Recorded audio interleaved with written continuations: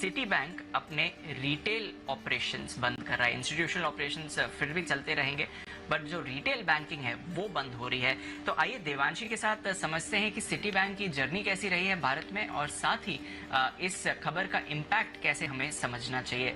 देवांशी बताइए, लंबी जर्नी रही है सिटी बैंक की भारत में, काफी सारे डेवलपमेंट्स भी उन्होंने किए थे, बंद कर रहे हैं, कैसी रही है इनकी जर्नी?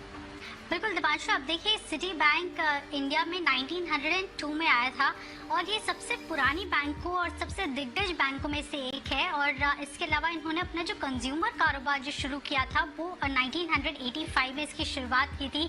फिर एक बार ये सबसे पुरानी बैंक्स है जहाँ पे सबसे ज़्यादा टेक्नोलॉजी, सबसे ज़्यादा डिजिटाइजेशन और साथ ही इनोवेशन देखने मिल रहा था, और ये इतनी पुरानी बैंक है। इसके अलावा आप देखें धीरे धीरे कंपनी रिटेल बैंकिंग में एक्सपैंड करती हुई दिखी थी, साथ ही क्रेडिट कार्ड कारोबार को एक्सपैंड करती हुई दिखी थी। HSBC इसका प्योर था या कंपटीशन माना जाता था उस टाइम पे। और फिर हमने देखा कि एक बड़ा फॉल सिटी में या सबसे बड़ा जो फाइनेंशियल असर है वो बैंक पर तब देखने मिला जब 2008 में क्राइसिस आते हुए दिखे। उसके बाद लगातार यहाँ पे कमजोरी देखने मिली थी।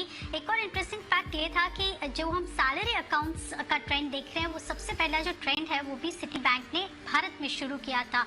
तो काफी पुरानी जर्नी रही है इसकी। अब फाइनली खबर ये आती हुई दिख रही है कि करीब 13 देश हैं जहां पे कंपनी अपना जो कंज्यूमर कारोबार है उसका कामकाज बंद करती हुई दिखेगी। बहुत ज़्यादा स्केल नहीं मिल रही है, बहुत ज़्यादा ROAs नहीं मिल रहे हैं, और इसके चलते कंपनी केवल अपने इंस्टीट्यूशन कारोबार पर और वेल्थ कारोबार पर फोकस करती हुई दिखेगी। भारत भी इसमें शामिल है।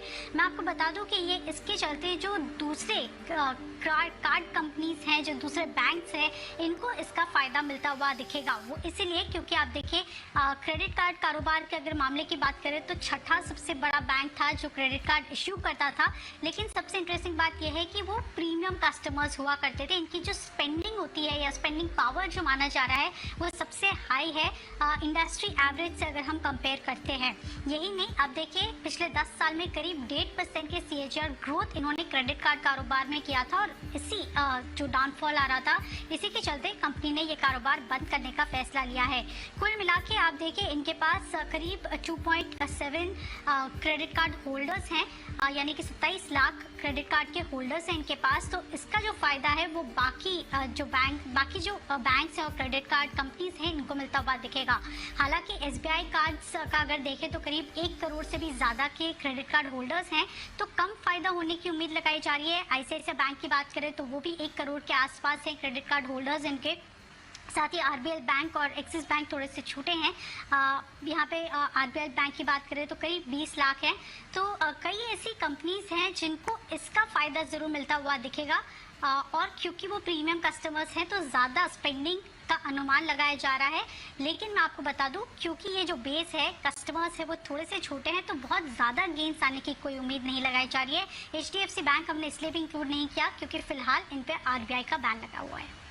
ओके, तो HDFC बैंक पर बैन लगा हुआ है, जिसका ऑलरेडी हमने एक बार इम्पैक्ट कर लिया था कि SBI कार्ड्स को उसका फायदा होगा, but city bank unfortunate news है, अपना रिटेल बैंकिंग ऑपरेशन शट कर रहे हैं। और क्रेडिट कार्ड बिजनेस के लिए तो ये काफ़ी जाने माने थे, specially late 90s early 2000s में।